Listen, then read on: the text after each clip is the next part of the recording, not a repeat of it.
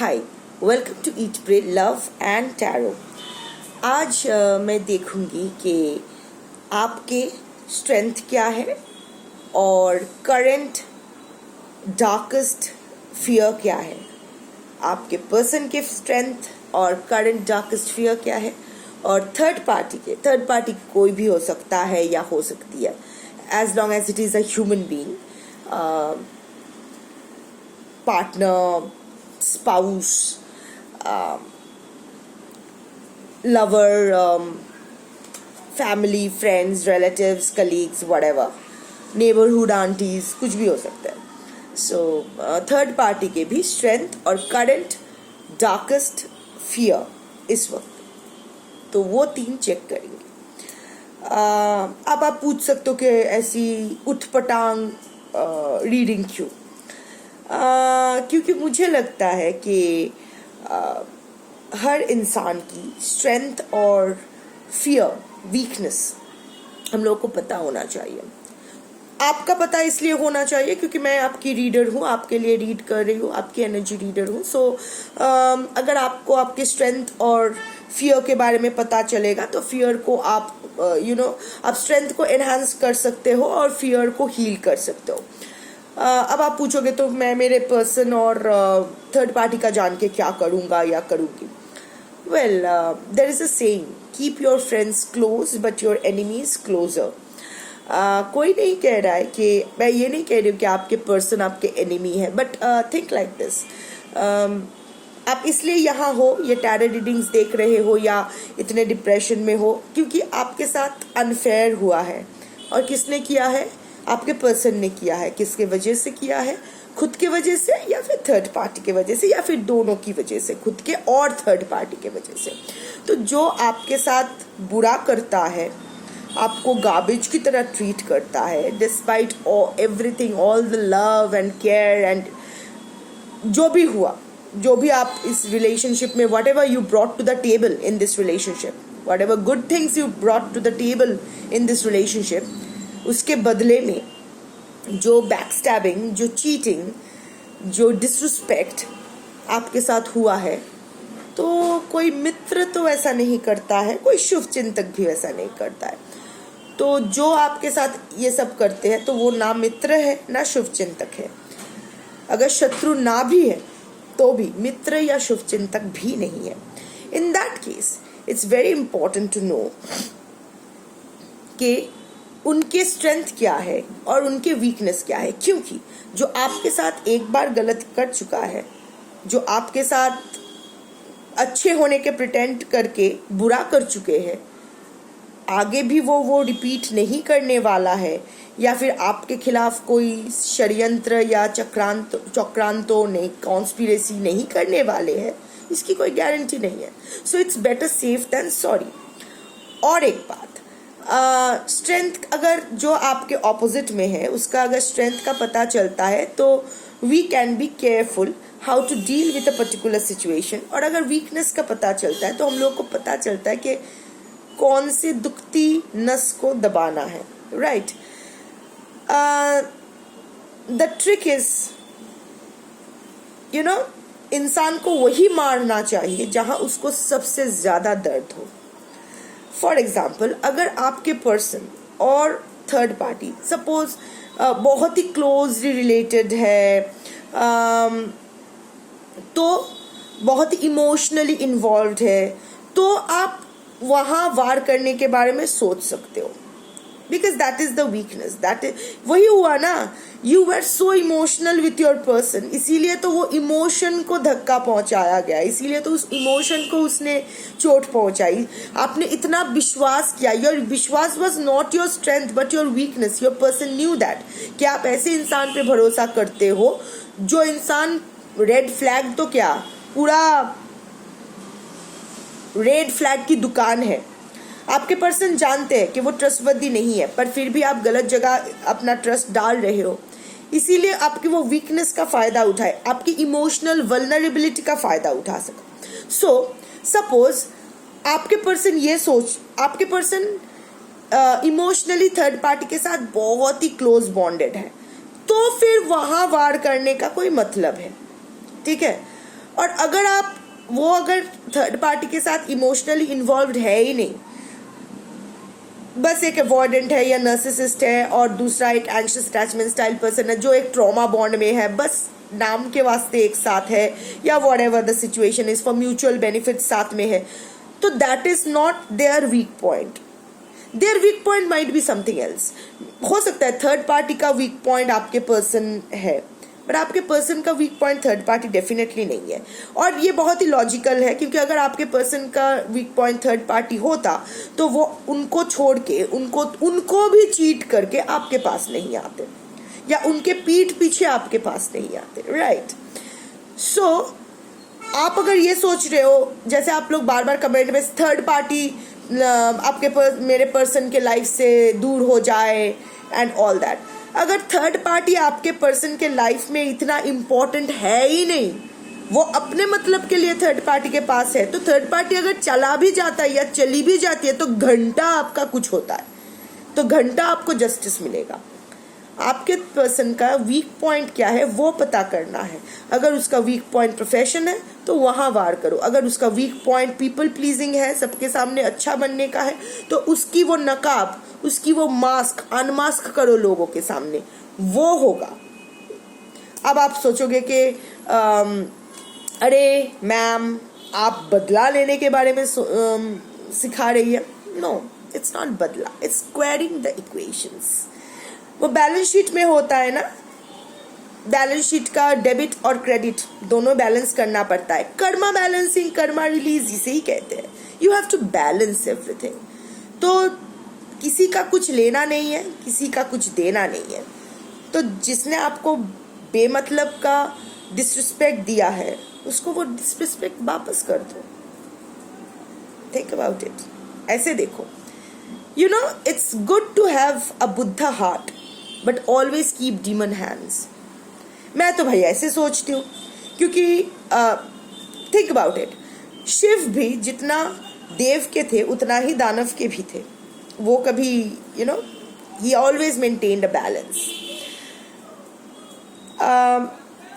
that Shiv ने एक benchmark set कर दिया है कि आपको वो बुद्धा हार्ट के साथ साथ डीमन हैंड्स की भी जरूरत है.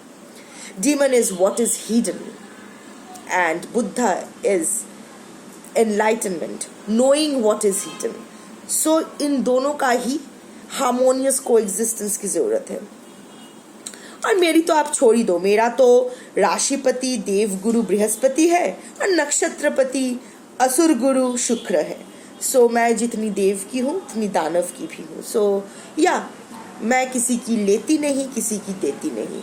सो जिसने बेमतलब का आपको कुछ दिया है वो उसको वापस कर दो. और वापस कैसे करोगे? कमज़ोर करी ढूंढ कर करना. सो हो गया लेक्चर. स्टार्ट करते हैं. नहीं, नॉट सो फास्ट. पहले देख लेते हैं कि आपके पर्सन के और थर्ड पार्टी के स्ट्रेंथ्स क्या है. 1 कार्ड ईच. एक साथ फ्लिप मत करो, एक एक करके आओ. First your strength. Okay. Second, your person's strength. The third party's strength.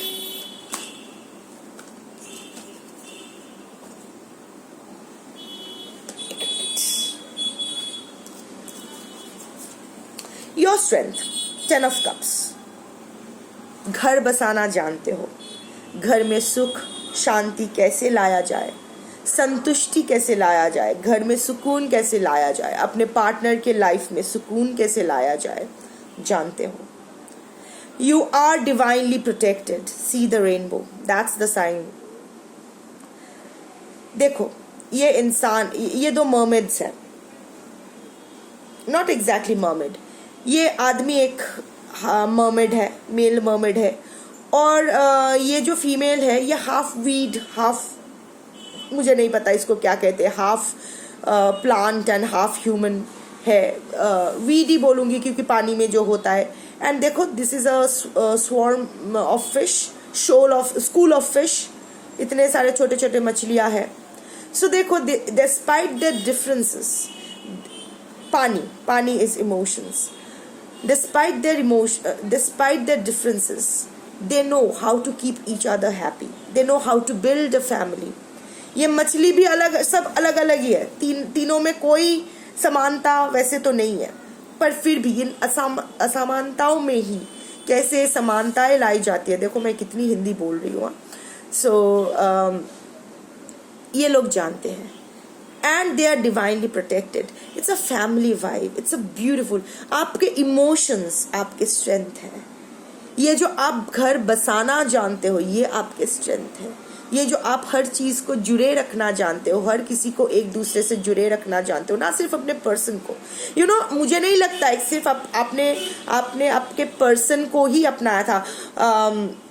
But one thing I must tell you, this is a collective reading, so take what resonates, leave the rest. It's a timeless reading. So जब भी आप देखोगे आपसे resonate करेगी. And gender neutral reading, किसी भी gender के लोग, किसी भी सेक्सुअल ओरिएंटेशन के लोग देख सकते हो. एंड किसी भी सिचुएशनशिप के लोग देख सकते हो. Spouse, partner, lover, ex, crush, whatever, किसी भी सिचुएशन में हो, on and off, hot and cold, contact, no contact, जिस सिचुएशन में भी हो देख सकते हो. So back to reading.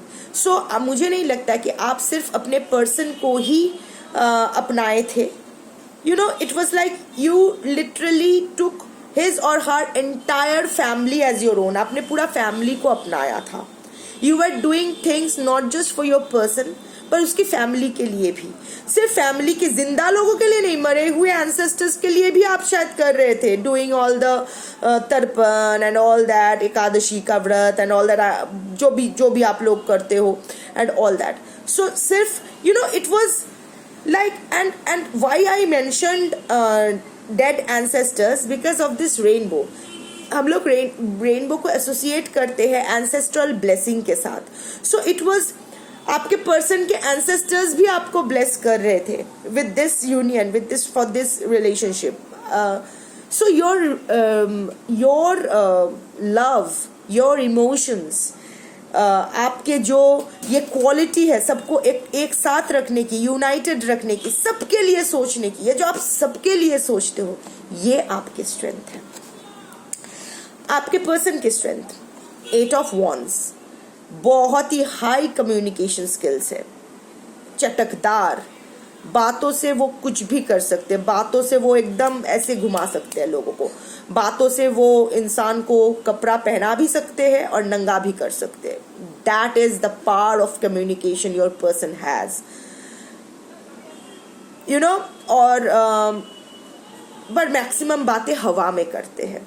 ये देखो उड़ रहे हैं. कोई so many umbrellas together. Multiple relationship में आपके पर्सन हो सकते हैं, मल्टीपल कमिटमेंट्स में हो सकते हैं, मल्टीपल जगह उनको एक से उनका किसी भी जगह. I am not just talking about affairs. Yes of course affairs is a predominant feature here, but at the same time वो जानते हैं कि एक साथ सबको लेके कैसे चलना है. ऐसे नहीं, इन अ बैड वे, मैनिपुलेट करके कम्युनिकेशन, अपनी बातों से, अपने चार्म से कैसे उलझा के लोगों को कैसे मैनिपुलेट करके, यहाँ इमोशनली यूनाइटेड रखने की बात है. और आपके पर्सन जानते हैं बातों से कैसे लोगों का brain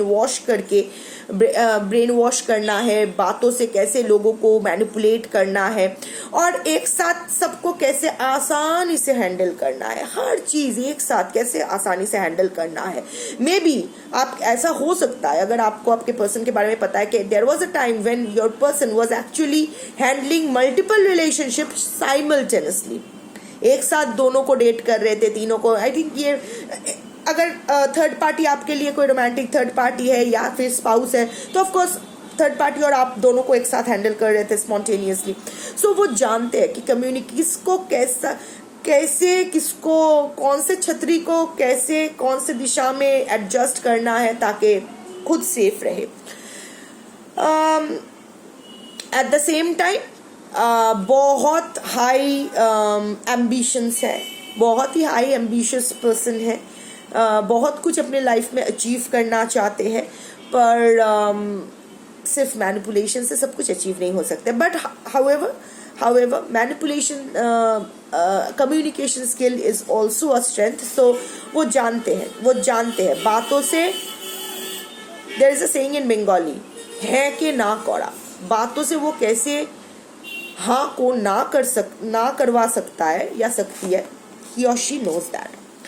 And the third party strength, two of wands. He or she knows how to seize the opportunity. मौके पे चौका कैसा मारा जाता है वो जानते हैं.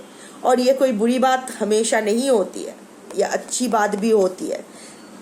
अलर्ट रहना, फोकस्ड रहना कि मुझे क्या चाहिए लाइफ में, हाँ थोड़ा सा हाँ हमेशा एक ऑप्शन वो हमेशा रखती है कि अगर this fails then that. Two of wands energy. And बहुत ही पेशेंट है, बहुत ही पेशेंट इंसान है.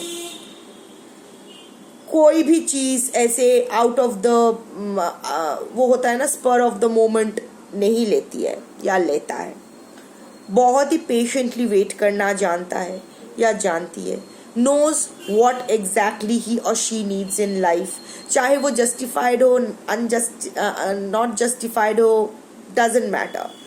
but at the same time also ये भी जानती है या जानता है कि कैसे कोई चुपचाप बैठे रहना होता है एक अपॉर्चुनिटी के लिए, एक मौका जो हर पूरा गेम को इसकी फेवर में ले आए. वो जानती है how to deal with it. Instead unlike you who is all emotions, she आपके और आपके पर्सन, आप टोटली इमोशंस हो, आपके पर्सन टोटल मैनिपुलेशन है. But third party there is a balance. Of course moon energy है, दिमाग थोड़ा सा इधर उधर हो जाती है, लॉट्स ऑफ फैंटेसी, अपने ही वर्ल्ड में जीती है पर वो अपने वर्ल्ड को अपने रियलिटी बनाने के लिए जो पेशेंस की ज़रूरत है, जो जितना इन्वॉल्वमेंट की ज़रूरत है, जितना खुद को देने की ज़रूरत है, उतना वो देती है या देते हैं. और जानते हैं कि अगर एक छोटा सा भी अपॉर्चुनिटी मिले, उसको कैसे अपने लिए बड़ा अपॉर्चुनिटी बनाना है, बड़ा सक्सेस बनाना है. Knows it. Life changing game, life changing एक छोटा सा मौका चाहिए इसको. उस छोटे से मौका को इमोशंस, मैनिपुलेशंस सब कुछ डाल के बैलेंस करके अपने फेवर में एक बहुत बड़ा सक्सेस ला सकती है. ये ऐसा भी हो सकता है कि शायद आपके पर्सन ने इसके साथ ब्रेकअप करना चाहा, एक मौका मिला उसको आपके पर्सन को अपने और खींचने का. उस एक छोटे से मौका को इतना बड़ा बना दिया कि आपके पर्सन कुछ और निकल ही नहीं पाए उस रास्ते से. This is the strength. Next part में, दिस इज पार्ट 1. पार्ट 2 में हम लोग देखेंगे कि आपके पार्टनर के और थर्ड पार्टी के करंट डार्केस्ट फियर्स क्या है और आपको आपके फियर को कैसे हैंडल करना है. And then we will do physical feature check, जहाँ से ये कलेक्टिव रीडिंग थोड़ा सा आप पर्सनलाइज कर सको, आप शायद रेजोनेट करने में आपको और आसानी हो. सो सी यू इन पार्ट 2.